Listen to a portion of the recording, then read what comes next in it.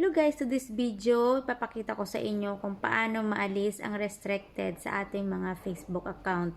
First of all guys, huwag kalimutan mag-subscribe sa aking YouTube channel. Please like and share na rin guys para maraming tayong matutulungan. So, let's go to my mobile.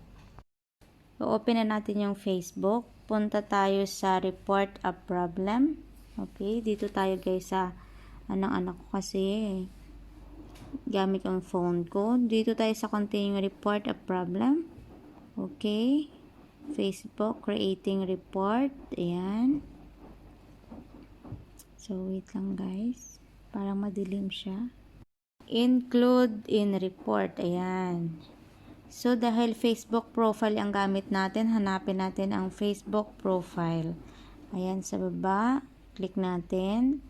Yun, upload from phone, yung screenshot natin kanina guys, kailangan screenshot yung ano natin, yung profile natin, tapos yung naka-restrict tayo. Ayan guys, makikita nyo guys, naka-restrict ako ng 19 hours. So dito sa taas guys, magsusulat tayo dito kay Facebook team. So there, wait lang. There Facebook team. Dear Facebook team. Ayan. My Facebook profile has been restricted. Restricted. For kung ilang hours kayo na restrict guys, for 19 hours. 10 hours. Depende sa inyo guys kung ilang hours kayo na restrict.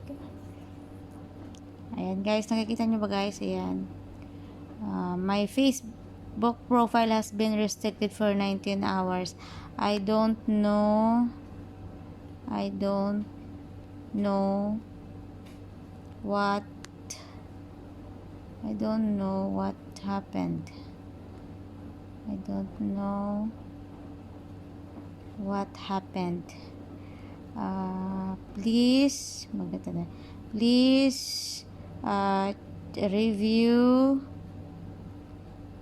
review my Facebook profile. Ay, ano ba yan? Profile. As soon as possible. So, ayan guys. Told natin yan. Tapos, sa ilalim, maglagay din tayo ng hoping your consideration. Parang nagsusulat lang tayo guys para lang pag mag-absent tayo. Hoping your consideration. Ayan. Thank you so much. Thank you so much. Diba guys? So, isi-send lang natin yun guys ha. Ayan na-include yung mga screenshot natin guys. So, isi-send na natin yan. Ganyan.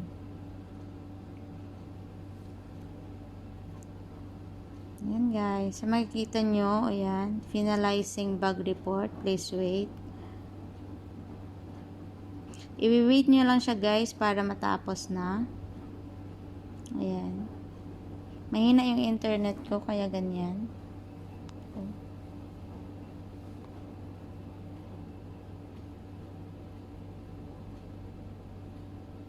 Antay lang natin guys na mag-send, no? Ayan. Sa internet ko kasi yan guys. Sana may matutunan kayo guys sa video ko. Ayan guys, tapos na. Ayan, wala na siya. So guys, hope may natutunan kayo sa video ito. Don't forget po subscribe, please share na lang and like. Thank you so much. God bless us all. See you in my next video.